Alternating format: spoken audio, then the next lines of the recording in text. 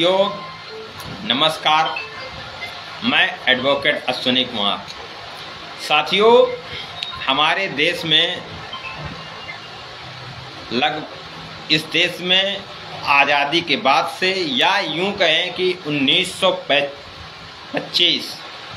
1922 में हिंदू महासभा की स्थापना होती है, 1925 में आरएसएस की स्थापना होती है। उसके बाद हमारे देश में जो हिंदू बनाम मुस्लिम की राजनीति हो रही है, हिंदुज़म बनाम मुस्लिम की जो राजनीति है, तो इस देश में एक राजनीतिक ध्रुवीकरण करने की कोशिश की जा रही है।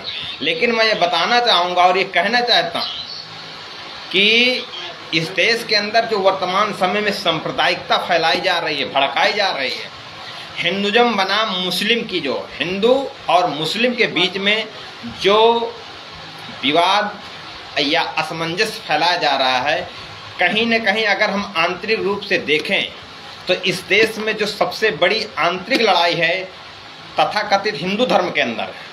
और हिंदू धर्म के अंदर वह लड़ाई है हिंदुज़म बनाम बुद्धिज़्म। आखिर मैं ऐसा इसलिए कह रहा हूँ कि जो इस देश में बहुसंख्यक समाज है, बहुजन समाज है, और ये सारा बहुजन समाज जो है, पीडीए समाज है, यह हिंदू अपने आप को मानता है, हिंदू का हिस्सा है।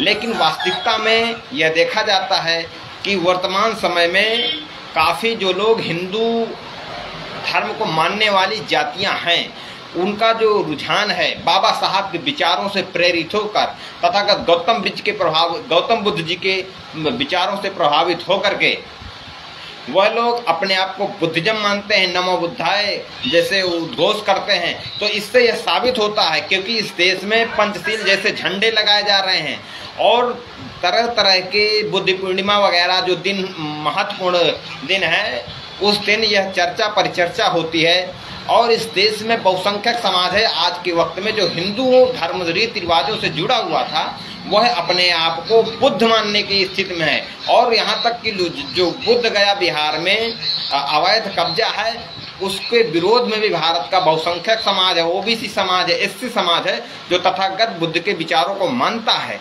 वह बुद्ध की लड़ाई लड़ता है। इससे यह साबित होता है कि इस देश में वर्तमान समय में जो शासन सत्ता के लोग हैं, वह लोग निस्संदेह इस देश को भ्रमित करने का काम कर रहे हैं, हिंदू मुस्लिम करने का। लेकिन वास्तविकता में जो इस देश के अंदर लड़ाई है या भविष्य में होने वाली है, हिंदू बनाम बुद्धिज़्म की लड़ाई होने वाली है। क्योंकि बुद्ध को मानने वाले लोग अपने आप को स्थापित करने का काम कर रहे हैं और यह मानते हैं कि यह देश बुद्ध का देश है, बुद्ध की विचारधारा को देश में स्थापित होना चाहिए। क्योंकि तथागत गौतम बुद्ध का जन्म भारत में हुआ, भारत से जाकर के दुनिया के दूसरे देशों में बुद्ध की विचारधारा और बौद्ध धर्म स्थापित हुआ। लेकिन भारत देश में सबसे ज़्यादा अल्पसंख्यकों के रूप में यदि माना जाता है तो बुद्धिज़्म के लोग हैं, बुद्धिस्ट मानने वाले लोग हैं। इसलिए आंतरिक रूप से जो भविष्य है वो बुद्ध के मानने वाले लोगों में होगा।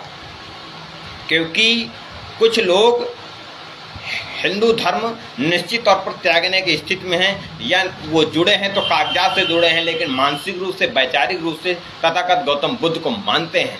इसलिए इस देश में आने वाला जो वक्त है वो मुस्लिम बनाम हिंदू नहीं है, हिंदू बनाम बुद्धिज़्म होने की स्थिति है।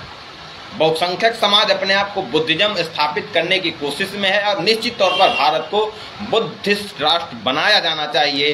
क्योंकि बुद्धिस्ट राष्ट्र ही इस देश के लिए वह राष्ट्र बनेगा, अखंड भारत बनेगा, जब इस देश का दुनिया में डंका बजता था। और जब इस देश में बुद्धिज़्म स्थापित होगा तो निश्चित तौर पर एक बार इतिहास अपने आप को दोहराएगा। धन्यवाद साथियों। जय भीम, नमो बुद्धाय। Very nice.